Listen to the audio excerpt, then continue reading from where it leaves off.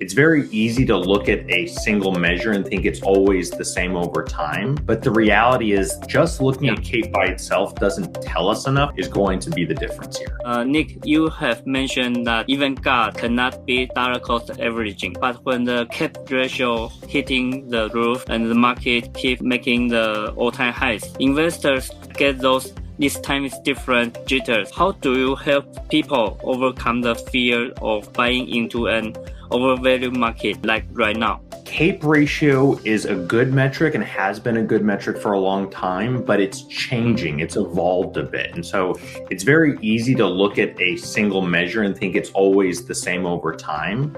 But the reality is the CAPE metric, price to earnings as a valuation metric, has evolved over centuries and even the last few decades.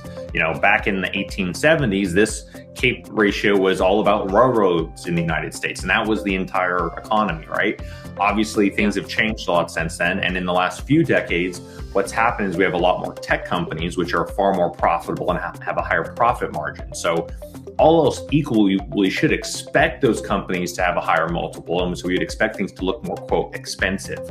But these companies are also more profitable. So just looking at CAPE by itself doesn't tell us enough because the market has evolved so much. We are far more, at least in the United States, stocks are far more of a tech bet than they were previously. And so when you understand that and you understand that the profit margins are higher, then you can see why the CAPE ratio should naturally go up. So yes, certain things can feel overvalued from maybe an AI perspective or other things. And so you can feel a little worried, but overall, if you just keep buying a broad basket of stocks over time, you're going to do well over the long run. And once again, diversification is important here. Owning a broad basket, not just one or two stocks or anything like that, is going to be the difference here.